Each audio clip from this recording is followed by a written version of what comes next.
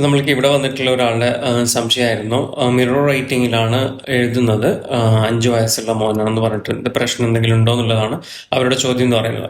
അപ്പം നമ്മൾക്ക് 5 വയസ്സുള്ള കുട്ടിക്ക് ഒരു മിറർ റൈറ്റിംഗ് എന്ന് പറയുന്നത് വലിയൊരു പ്രശ്നമല്ല. അത് കോമൺ ആയിട്ട് കാണുന്നുണ്ട്, പല കുട്ടികളിലും അത്തരത്തിലുള്ള പ്രോബ്ലംസ് കാണുന്നുണ്ട്. അത് നമ്മൾ ബീനെ ഡി ആയിട്ടും ഡീനെ ബി ആയിട്ടും ഒക്കെ എഴുതുന്നു, അതുപോലെ തന്നെ പിയും ക്യൂവും തമ്മിൽ മാറ്റി എഴുതുന്നു, അതുപോലെ തന്നെ നമ്മൾ 5 ഒക്കെ എഴുതുന്ന സമയത്ത് ഒരു എസ് പോലെ എഴുതുന്നു, അല്ലെങ്കിൽ നമ്മൾ 3 എഴുതുന്ന സമയത്ത് തല തിരിച്ച് എഴുതുന്നു. അതായത് ലെഫ്റ്റിലോട്ടേക്ക് പോകുന്നതെല്ലാം റൈറ്റിലോട്ടേക്കും പോകുന്നതെല്ലാം ലെഫ്റ്റിലോട്ടേക്കൊക്കെ ആയിട്ടുള്ള രീതിയിലേക്കായിരിക്കും അവർ ചെയ്യുന്നുണ്ട്. അതുപോലെ തന്നെ 6ഉം 9ഉം തമ്മിലുള്ള മാറ്റങ്ങൾ വരുന്നു. ഇതൊക്കെ സ്വാഭാവികമാണ്. ഈ ഒരു 5 വയസ്സുള്ള കുട്ടികളിൽ ഇത് കാണുന്നത് സ്വാഭാവികമാണ്. അതിന് ടെൻഷൻ അടിക്കേണ്ട ആവശ്യമില്ല, ഭയപ്പെടേണ്ട ആവശ്യമില്ല. അത് നമ്മൾ കറക്റ്റ് ഫോർമേഷൻ കൊണ്ടുവരിക എന്നുള്ളതാണ്. അത് നമ്മൾ കുട്ടികൾക്ക് നല്ലൊരു പ്രാക്ടീസ് കൊടുത്തുകൊണ്ട് വേണം മാറ്റങ്ങൾ വരുത്താൻ വേണ്ടിയിട്ട്. അപ്പം ഈ കുട്ടിക്ക് വേറെ വിഷൻസിന് യാതൊരു പ്രോബ്ലംസ് ഒന്നും ഇല്ല എന്നുള്ളത് നമ്മൾ മേക്ക് ഷുവർ ചെയ്യാം. അതിനോടൊപ്പം തന്നെ ഈ കുട്ടികൾക്ക് ഗെയിംസ് പോലെ ആക്ടിവിറ്റീസിലൂടെ വേണം ഇതിന് ചേഞ്ചസ് കൊണ്ടുവരാൻ വേണ്ടിയിട്ട്. ഫോർ എക്സാമ്പിൾ, നമുക്ക് ഈ ലെഫ്റ്റും റൈറ്റും ഒക്കെ തിരിച്ചറിയുന്ന രീതിയിലുള്ള ഇത് കൊടുക്കുക നമ്മൾ ഗെയിംസ് കൊടുക്കുക കുട്ടിക്ക്.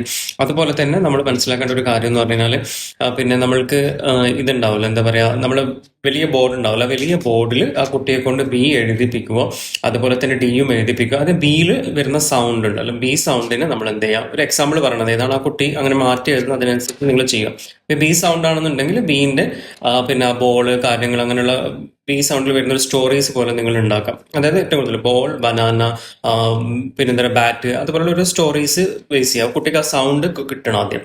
അങ്ങനെ ആ സൗണ്ട് കിട്ടിക്കഴിഞ്ഞതിന് ശേഷം നമ്മൾക്ക് ആ കുട്ടിക്ക് ഏതിലാണ് കൂടുതൽ, ഇപ്പോൾ ഫോർ എക്സാമ്പിൾ ബോൾ എന്ന് പറയുന്ന സമയത്തോ ബാറ്റ് എന്ന് പറയുന്ന സമയത്തോ കുട്ടി കൂടുതൽ അറ്റൻഷൻസ് കൊടുക്കുന്നുണ്ടെങ്കിൽ അതിനെ ബേസ് ചെയ്തുകൊണ്ട് പറയാം ബോളിന്റെ ബി അതെങ്ങനെ വരണം എന്നുള്ളത് കറക്റ്റ് ഫോർമേഷൻ കുട്ടിക്ക് കാണിച്ചു കൊടുക്കുക. വലിയ ബോർഡിൽ എഴുതി പ്രാക്ടീസ് ചെയ്യിപ്പിക്കുക. പിന്നെ നമ്മൾ എന്ത് ചെയ്യാം, ചെറിയൊരു ബോർഡിലോട്ടേക്ക് മാറ്റി അതിനെ കറക്റ്റ് ഫില്ലിങ്ങിലോട്ടേക്ക് കൊണ്ടുവരിക. അതിനോടൊപ്പം തന്നെ നമുക്ക് ചെയ്തു കൊടുക്കാൻ പറ്റുന്ന വേറൊരു കാര്യമാണെന്ന് വെച്ച് കഴിഞ്ഞാൽ, നമ്മൾക്ക് ഇപ്പോൾ ബിയും ഡിയും തമ്മിലുള്ള ചേഞ്ചസ് ആണെന്നുണ്ടെങ്കിൽ നമ്മൾ ഒരു ബുക്സിലോ അല്ലെങ്കിൽ ഒരു സ്ലേറ്റിലോ എടുത്തിട്ട് കുറച്ച് ബിയും ഡിയും ഒക്കെ മിക്സ് കൊണ്ട് ഇങ്ങനെ വരിക, ഒരു താഴത്തോട്ടൊക്കെ എഴുതിക്കതിന് ശേഷം നമുക്ക് എന്തെങ്കിലും ഒരു ഗെയിം ആക്കുക. നിങ്ങളും കൂടെ അത് പാർട്ടിസിപ്പേറ്റ് ചെയ്യുന്നിട്ട് ബി സൗണ്ടിന് അവർ റൗണ്ട് ചെയ്യുക, ബി സൗണ്ട് മാത്രം റൗണ്ട് ചെയ്യുക, അങ്ങനെയുള്ളൊരു ഗെയിം ആഡ് ചെയ്യുക. പിന്നെ ഡി സൗണ്ട് മാത്രം, അതിന് ആരാണോ ജയിക്കുന്നതൊക്കെ നോക്കുക, അതിന് പോയിന്റ് ഇടുക, അങ്ങനെ ഒരു ഗെയിം സിസ്റ്റം കൊണ്ടുവരാം. നിങ്ങൾക്ക് എങ്ങനെയാണോ കുട്ടിക്ക് മനസ്സിലാക്കാൻ പറ്റുന്ന ആ രീതിയിലോട്ടേക്ക് കൊണ്ടുവരിക എന്നുള്ളതാണ്. അപ്പോൾ അത് കുട്ടിയിൽ നല്ല ചേഞ്ചസ് ഉണ്ടാവും. പക്ഷേ ഒരു 7 years കഴിഞ്ഞിട്ട് ഇത്തരത്തിലുള്ള ഇത് കാണുന്നുണ്ടെങ്കിൽ നിങ്ങൾ ശ്രദ്ധിക്കണം, അതിനൊരു പ്രൊഫഷണൽ സഹായം തരണം, അതിനെ അസസ് ചെയ്യണം, അതിനുള്ള ട്രീറ്റ്മെന്റും കാര്യങ്ങളൊക്കെ വേണം.